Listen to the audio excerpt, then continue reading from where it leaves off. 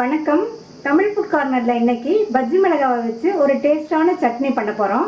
இட்லி தோசைக்கு வேறு சட்னி ட்ரை பண்ணுறதுக்கு நீங்கள் இந்த மாதிரி சட்னியும் ட்ரை பண்ணலாம். இப்போ இந்த டேஸ்டான சட்னியை எப்படி பண்ணுறதுன்னு பார்க்கலாம். 3 பஜ்ஜி மிளகாவை எடுத்து வச்சுருக்கேன். இதனுடைய காம்பை நீக்கிட்டு மிளகாவை நீல வாக்கில் கட் பண்ணி உள்ள விதைகளை எடுத்துட்டு சின்ன சின்ன துண்டுகளாக கட் பண்ணிக்கலாம். உங்களுக்கு காரம் அதிகமாக வேணும்னா விதைகளை நீக்காமையே சின்ன சின்ன பீசஸாக கட் பண்ணிக்கோங்க. ஸ்டவ்வில் பேன் போட்டிருக்கேன்.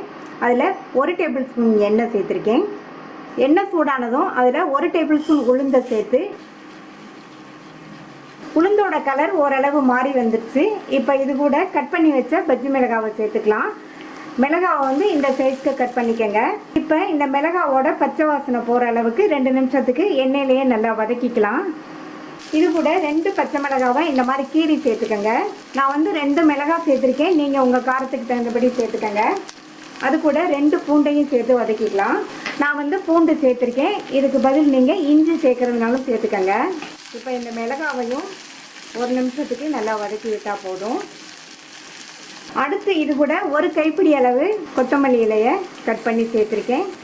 கொத்தமல்லி இலையையும் ஜஸ்ட்டு கொஞ்சம் வதக்கி விட்டால் போதும், ரொம்ப வதக்க வேண்டியதில்லை. அடுத்து இதில் 1 கோழிக்குண்டு சைஸ் அளவு புளியை இந்த மாதிரி பிச்சு சேர்த்துக்கலாம். இப்போ நல்லா வதக்கி விட்டாச்சு. ஸ்டவ் ஆஃப் பண்ணிவிட்டு இதை ஆற விட்டுறலாம். இப்போ வதக்கி வச்சதெல்லாம் நல்லா ஆறிடுச்சு. மிக்ஸி ஜாரில் சேர்த்துக்கலாம்.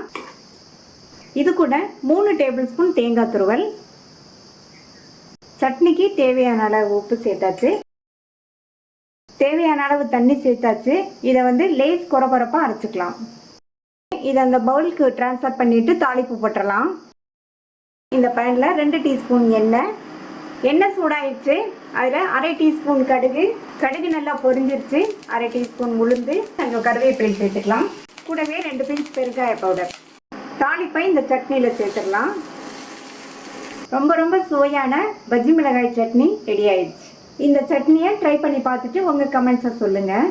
இது வரைக்கும் தமிழ் ஃபுட் கார்னர் சேனலை சப்ஸ்கிரைப் பண்ணாதவங்க சப்ஸ்கிரைப் பண்ணிவிட்டு பக்கத்தில் உள்ள பெல் பட்டனை கிளிக் பண்ணிக்கோங்க. தேங்க்யூ.